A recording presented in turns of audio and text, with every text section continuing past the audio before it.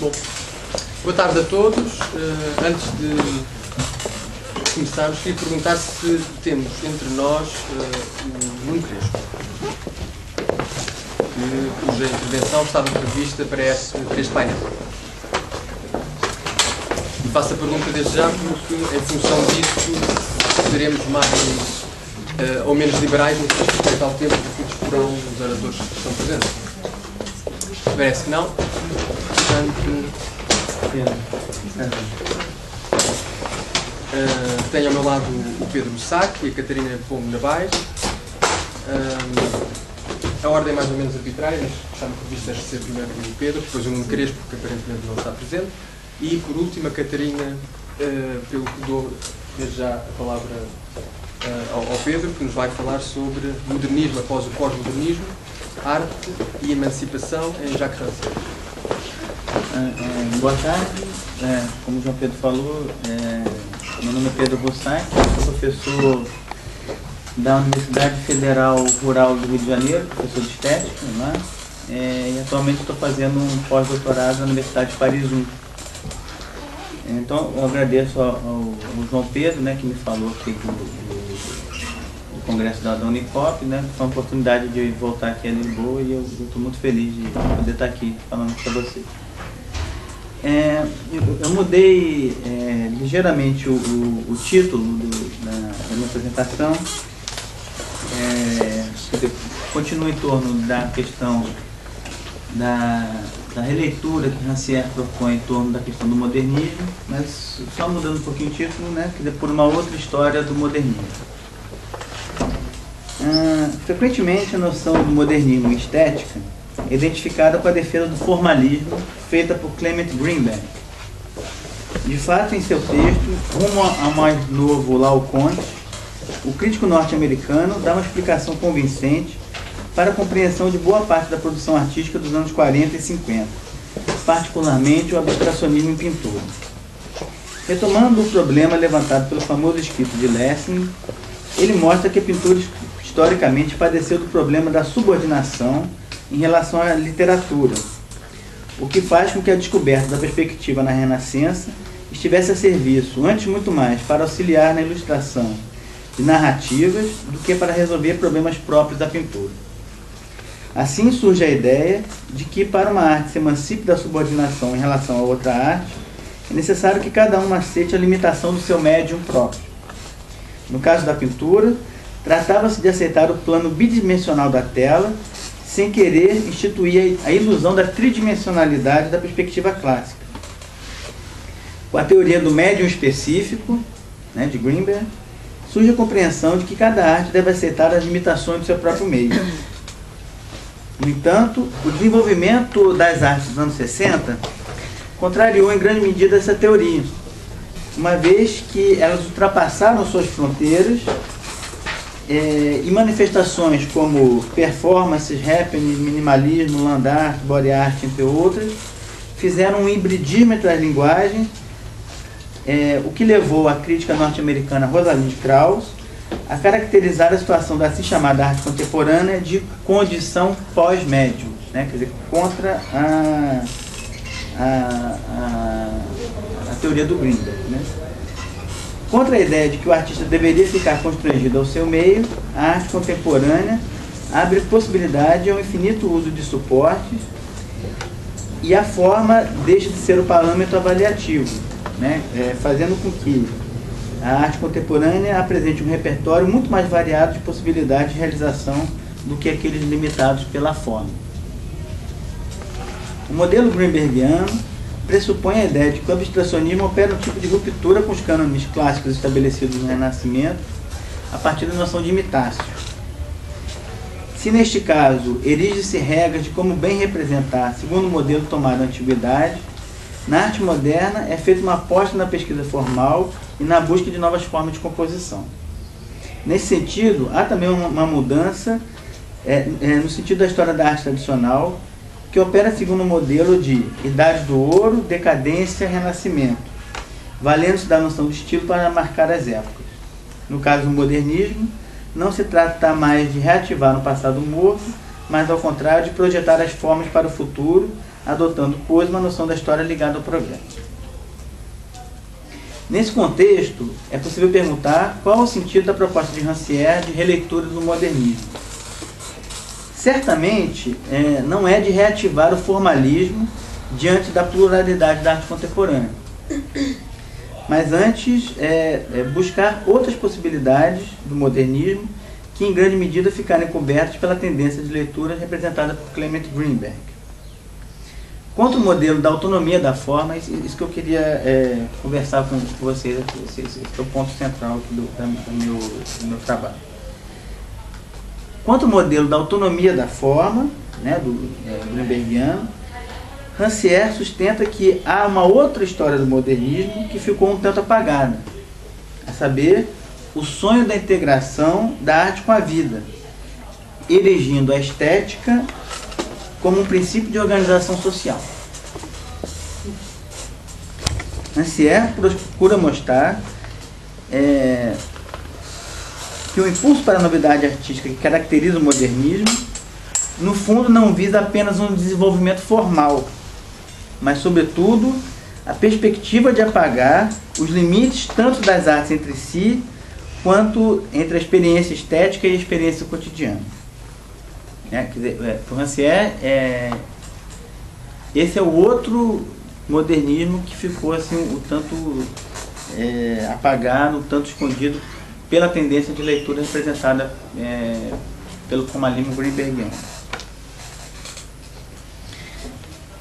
Nessa perspectiva, Rancière propõe uma reescrita da história do modernismo, tarefa levada a cabo em seu livro Aesthesis, Cena do Regime Estético da Arte, de 2011.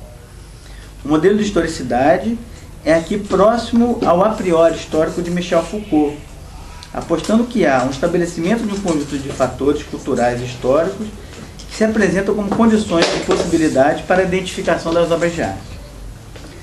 Trata-se dos regimes das artes, que definem as condições, ao mesmo tempo materiais, né, lugar de exposições, forma de circulação das obras, mas também os modos de percepção, categorias de identificação das artes e esquemas de pensamento que as classificam e interpretam.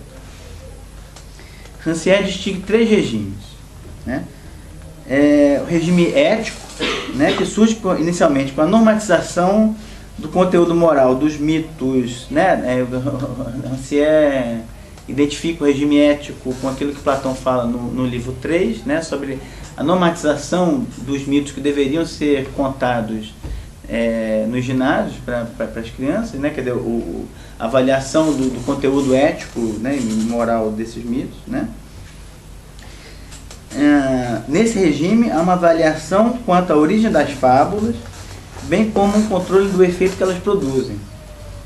Toda discussão teológica sobre a proibição ou não das imagens pertence a esse regime. O regime representativo, né, o segundo regime, né, que nasce com o restabelecimento da mímesis por Aristóteles, né, que dá uma tarefa para a arte para o artista, né, a saber, imitar a natureza. Quer dizer, imitar a natureza segundo regras de representação, né, que constroem, né, toda a ideia dos gêneros artísticos e das hierarquias entre esses gêneros. E por fim, né, o que Rancière chama do regime estético, né, que é um regime identificado, basicamente o que Rancière entende como regime estético, é um regime de identificação das artes que opera uma quebra nas hierarquias do regime representativo, tornando equivalentes os elementos que compõem a obra de arte. Rancière insiste que não se deve compreender os regimes das artes como três blocos historicamente constituídos, ou seja, né, a antiguidade, renascimento e modernidade. Né? Quer dizer, é uma tendência de leitura a achar que Rancière identifica imediatamente o regime ético com a antiguidade, o regime representativo com o renascimento e o regime estético com a modernidade. Esses regimes dizem antes de condições de possibilidade de identificação que podem se sobrepor em determinado tempo histórico e que uma mesma obra pode ser identificada segundo diferentes regimes, como é o caso do procedimento da apropriação na arte contemporânea. Em outras palavras, trata-se antes muito mais da mudança no modo de percepção da obra, que embora possa ser identificado temporalmente, não implica na ideia de que os regimes não possam conviver no mesmo tempo histórico. O regime deve ser entendido como os regimes devem ser entendidos como diferentes articulações de diferentes registros entre o dizível, o visível e os modos de fazer. Isso tudo segundo o dispositivo específico que determina as organizações das práticas, a produção de sentido e o agenciamento dos elementos. Dito isto, é preciso marcar que, para Rancière, o modernismo nasce justamente com a passagem do regime representativo para o regime estético, que ocorre quando a hierarquia entre as formas de vida criadas na divisão entre as artes liberais e mecânicas começa a falhar. A elevação da arte ao patamar das artes liberais colocou-a como um lugar mais próprio para uma sensibilidade mais elevada em oposição à servidão do trabalho do dia a dia. O regime estético, né, para Rancière, seria, nessa perspectiva, justamente a superação entre essa hierarquia, entre essa divisão, entre o trabalho intelectual e o trabalho material. De uma maneira geral, a passagem do regime representativo para o regime estético significa a quebra da hierarquia estabelecida nas regras de representação do regime representativo. A gente pode pensar essas regras de representação como três. As regras de como deve ser representado, quer dizer, as regras de composição, que servem como critérios de avaliação do julgamento artístico, o que deve ser representado, quer dizer, dentro do regime representativo você cria hierarquias nos temas, de repente sabe que a pintura histórica, que é um exemplo que o Rancière gosta de citar, privilegiava, por exemplo, os grandes temas de batalhas, temas de guerra, deixando de lado outras possibilidades de representação. E por fim, a quem, quer dizer, são três, quer dizer, como deve ser representado, o que deve ser representado e a quem se dirige a representação. Quer dizer, a ideia de que cada representação tem um público determinado. Um exemplo que o Rancière gosta por exemplo, essa ideia, essa divisão, por exemplo, do drama sério, quer dizer, voltado para, vamos dizer assim, para o indivíduo burguês, e a comédia como um registro popular. Quer dizer, essa definição é de dois públicos determinados.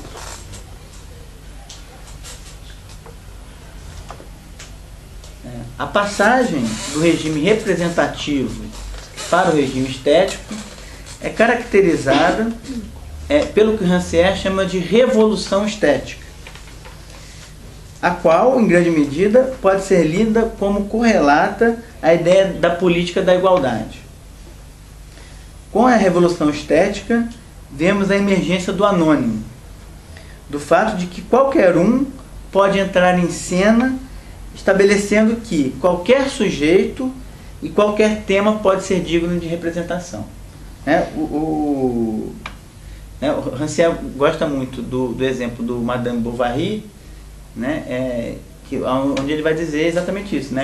Com o aparecimento do romance no século XIX, há uma quebra nessas hierarquias do regime representativo, e qualquer tema e qualquer sujeito, não mais um herói, um tema heróico, qualquer coisa do gênero, passa a ser digno de ser representado. Me parece muito interessante essa abordagem do Rancière da passagem do regime representativo para o regime estético, porque me parece que isso abre um flanco de investigação que pode superar certas dicotomias que se cria na história da arte. Né? Por exemplo, entre realismo e abstracionismo. Né? O Rancière vai dizer, se o romance realista aboliu essas hierarquias e qualquer tema, por mais prosaico, pode ser representado, então isso pode ser levado até um limite, até uma radicalidade, de que o próprio tema pode ser prescindido. Né? Outros exemplos também da quebra dessas dicotomias, eu acredito assim, que é uma coisa interessante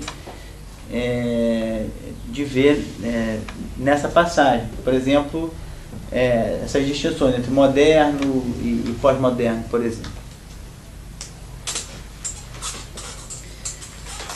No seu livro Figuras da História, Rancière mostra como as pinturas históricas fizeram uma partilha dos papéis dos grandes homens que fazem a história e o povo que não partilha da glória e da decadência desses grandes homens.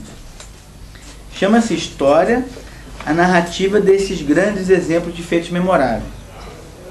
No entanto, é preciso levar em conta que eles partilham o mesmo tempo que equivale a todos os que a que ele pertence. Isso significa que todo quadro está submetido a um regime de visibilidade e de invisibilidade que define o que deve e não deve ser mostrado. Né? Quer dizer, todo quadro faz um limite, né? Do que deve, né? do visível e do invisível, né? do que se decide historicamente mostrar e do que se decide historicamente não mostrar. Diz Rancière, né? Pensando a história então de uma outra maneira, né? Cito: a história é o tempo em que aqueles que não têm o direito de ocupar o mesmo lugar podem ocupar a mesma imagem, estabelecendo assim uma luz comum. A história passa a ser então o agenciamento de ações que coloca fatos conjuntamente e lhe apresenta como um todo, desfazendo a sequência causal de um antes e depois, como vislumbrava Aristóteles quando falou acerca do mito na Poética. Né? Rancière vai pensar a história então como um elemento assim muito mais uma dimensão muito mais espacial, né? Como esse reordenamento, né, das posições que historicamente foram definidas como um quadro, né, do que propriamente temporalmente. Né? Então, é importante essa ideia na noção do Rancière da releitura do modernismo, que é isso. Né? Quer dizer, é fazer surgir uma outra possibilidade que ficou escondida dentro da leitura grünbergiana. E nesse sentido é que se deve entender, nesse sentido é interessante também que o problema com o qual o Grünberg que o Grünberg lida, né, quer dizer, essa relação da subordinação entre as artes, que na verdade é um problema muito antigo, né, que remete ao livro do Lessing, que na verdade remete lá a arte poética do Horácio, né, quer dizer, a relação entre pintura e poesia. O Rancière tem que se haver com esse mesmo problema, né? Só que o Rancière dá uma solução diferente de Grünberg, né? Quer dizer, se o Grünberg diz que para eliminar a subordinação entre as artes é preciso que cada arte aceite a limitação do seu próprio meio, Rancière vai propor que vamos dizer assim, os elementos que estão envolvidos, né, nessas hierarquizações sejam modificados e reconfigurados. É nesse sentido que se deve entender o projeto do livro Ástesis, de contar uma outra história do modernismo artístico. Embora haja um recorte temporal preciso, que vai de 1764 até 1941, não se encontrará ali, como adverte o autor, os grandes paradigmas do modernismo, como Olímpia ou Fontaine. Mas antes vislumbra-se as franjas do modernismo em articulações surpreendentes. Ástesis usa como modelo o livro Mimesis, de Erich Auerbach, que faz um estudo das transformações das representações literárias do Ocidente, desde Homero até Virginia Woolf, usando um método de análise de curtos extratos das obras que ele apresenta sempre quando inicia um capítulo. Embora mantendo a estrutura de pequenos fragmentos que funcionam como cenas que serão analisadas, Ástesis distancia-se de Mimesis à medida que essas referem-se ao regime de identificação das artes em geral, que pode ser cinema, dança, arquitetura, pintura ou teatro. Cada cena apresenta um acontecimento singular, um fragmento que funciona como uma máquina ótica, que revela um pensamento ocupado em ligar percepções e afetos, aparentemente desconectados nesses 14 fragmentos. Nesse sentido, realiza-se uma operação antes cinematográfica do que literária, nomeadamente a montagem, a qual possibilita a construção de uma lógica dentro das diferentes referências que são mobilizadas. O que Rancière entende como cena funciona como um método de análise onde se busca nem o particular nem o universal, mas a singularidade de um encontro, cuja análise revela um conjunto de significações que se tecem em torno dele, em torno desse encontro. Com a cena, Rancière pretende estabelecer uma diferença em relação ao discurso hegemônico sobre alguma coisa, suprimindo as hierarquias dos discursos das contextualizações históricas.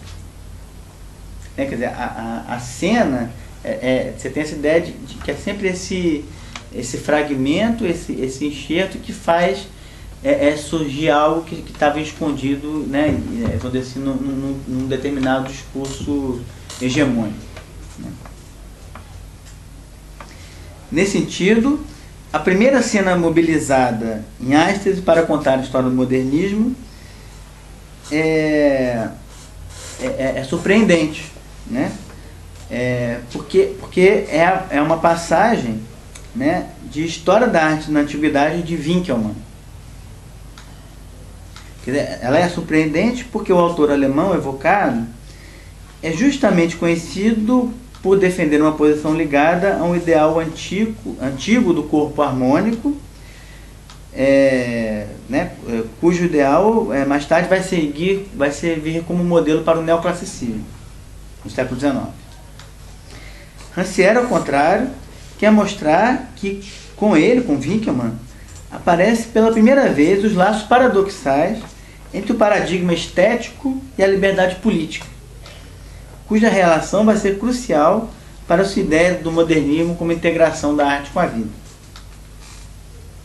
Nesse sentido, haveria, segundo Rancière, uma fissura no pensamento de Winckelmann sobre a história, de que, já se, por um lado, ele define a norma estética como a construção da ordem representativa que define o discurso como um corpo de membros bem ajustados, por outro, na cena mobilizada por Rancière, Winckelmann coloca uma estátua mutilada como a expressão mais alta do povo grego. Quer dizer, é uma passagem, Rancière analisa uma passagem que Winckelmann está comentando um torso grego. A primeira cena de Ástesis consiste no comentário de uma passagem do livro de Winckelmann, em que há uma descrição do torso de Hércules que, segundo Rancière, parte de um paradoxo, pois a admiração aqui não é pelo vencedor dos 12 trabalhos, mas por um corpo privado de qualquer membro próprio para constituir uma ação de força. Nesse sentido, não há nenhuma ação a imaginar, pois a escultura representa a acolhida pelos deuses ao final do seu trabalho. É certo que Winckelmann visa, com suas conhecidas noções de nobre simplicidade e calma grandeza, guardar um ideal clássico de pureza das linhas e harmonia das proporções contra a expressão do corpo retorcido do barroco. No entanto, Rancière quer acreditar que, na passagem citada, não está em jogo apenas o elogio da estátua a qual faltam os membros, mas, sobretudo, uma discussão da representação de um corpo que não pode ser apreciado justamente pelos critérios da ordem representativa. Se Winckelmann não adere ao excesso da expressividade barroca, a estátua mutilada também não marca adesão ao ideal da perfeição da harmonia das formas.